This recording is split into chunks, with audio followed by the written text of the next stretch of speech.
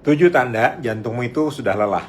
Halo semuanya, dengan Dr. Erta, spesialis jantung dan pembuluh darah dari Klinik Kera.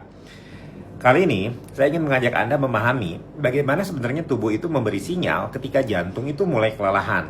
Banyak orang tidak sadar bahwa gejalanya itu muncul bertahap dan sangat runut ya, dari yang awalnya itu ringan sampai akhirnya berat sekali.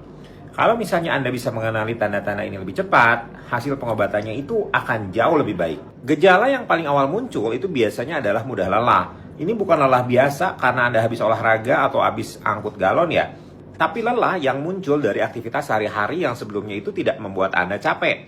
Baru jalan sebentar, udah ngos-ngosan. Naik beberapa anak tangga, rasanya itu seperti habis ikut lomba lari. Di tahap ini, jantung kiri itu mulai berkurang kekuatannya, sehingga tubuh itu tidak bisa mendapat suplai oksigen yang cukup. Banyak orang mengira ini cuma kurang tidur atau kemarin kecapean, padahal ini udah alarm tahap pertama. Setelah itu, muncul gejala seperti sesak nafas. Dan ini biasanya terasa jelas saat Anda berbaring. Nah, ini adalah fase ketika gagal jantung kiri itu makin nyata. Saat Anda rebahan, cairan yang semula mengumpul di bagian bawah tubuh itu dengan mudah mulai bergerak naik ke paru-paru. Sehingga setiap tarikan nafas terasa berat. Banyak pasien yang bilang, "Dok, kalau duduk itu enakan, tapi begitu tidur seperti ada beban yang numpuk di dada." Tubuh seperti tidak memberi izin untuk berbaring karena paru-paru itu terisi cairan akibat jantung kiri yang udah tidak mampu memompa dengan baik.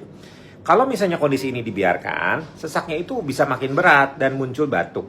Batuknya itu bukan karena alergi atau flu ya, tapi karena paru-paru itu makin tertekan oleh cairan. Biasanya, batuknya itu mengganggu sekali, terutama di malam hari.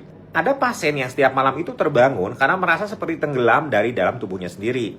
Dan ketika panik karena sulit bernafas, mereka berusaha mencari udara, bangun dari tempat tidur, buka jendela, buka pintu, berjalan mondar-mandir sambil berharap ada udara segar yang bisa masuk lebih banyak ke paru-paru. Itu sebenarnya adalah refleks tubuh yang sedang berjuang mencari posisi agar bisa bernafas lebih lega. Jika misalnya jantung kiri ini tidak ditangani, beban jantung itu akan terus meningkat sampai akhirnya mempengaruhi jantung kanan. Di tahap inilah gejalanya mulai bergeser, bukan hanya terasa sesak, tapi mulai terlihat ada pembengkakan di beberapa bagian tubuh. Jantung kanan yang bertugas menerima aliran darah balik dari seluruh tubuh dan memompakannya masuk ke paru-paru, itu kalau fungsinya melemah, darah yang harusnya masuk ke paru-paru jadi terhambat.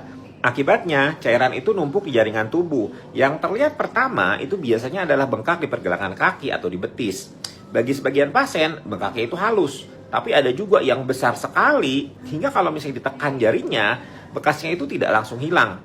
Bahkan bisa bertahan lama seperti kasur busa. Kondisi ini bisa makin parah dan naik tuh bengkaknya itu ke paha, ke perut, bahkan ke area genital. Saya pernah menangani pasien dengan skrotum yang membesar sampai seukuran buah melon. Nah, ini bukan cerita lebay, bukan hiperbola, ini betul-betul terjadi. Ketika jantung kanannya itu udah lemah, cairan itu tidak hanya menumpuk di kaki, tapi bisa berkumpul di bagian tubuh dimanapun yang longgar jaringan kulitnya. Nah, ini sangat tidak nyaman, mengganggu aktivitas, dan tentu aja merupakan tanda bahwa kondisi itu udah sangat serius. Selain itu, nafsu makan juga biasanya turun drastis. Ini juga bagian dari gagal jantung kanan.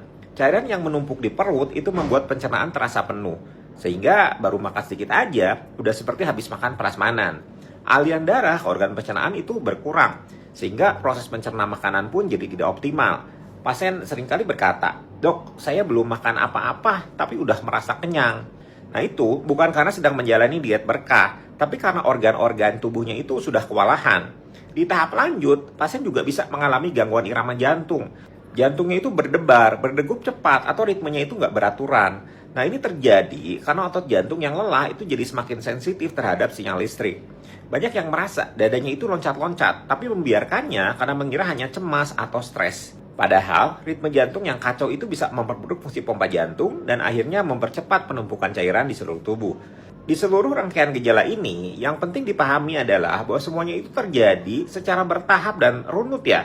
Dari mudah lelah, sesak saat berbaring, batuk di malam hari, bangun karena sesak di malam hari, lalu kakinya bengkak, perutnya bengkak, bahkan organ genital juga bengkak. Nah, itu prosesnya itu tidak terjadi dalam semalam. Kadang perlu waktu ya, bisa bertahun-tahun, berbulan-bulan. Tubuh itu ngasih sinyal berkali-kali. Tapi seringkali pasien itu tidak peka atau mengabaikannya karena merasa sibuk, merasa masih muda, atau terbiasa menunda-nunda gejala hingga akhirnya masalah kesehatannya itu numpuk. Sekarang saya tekankan ya, apa yang saya jelaskan ini bisa terjadi pada banyak orang, tapi tidak berarti semua orang yang punya satu gejala langsung pasti gagal jantung. Jangan sampai sedikit sesak langsung panik dan merasa ajal udah dekat. Tidak harus begitu ya. Yang perlu berhati-hati adalah mereka yang memang punya faktor resiko.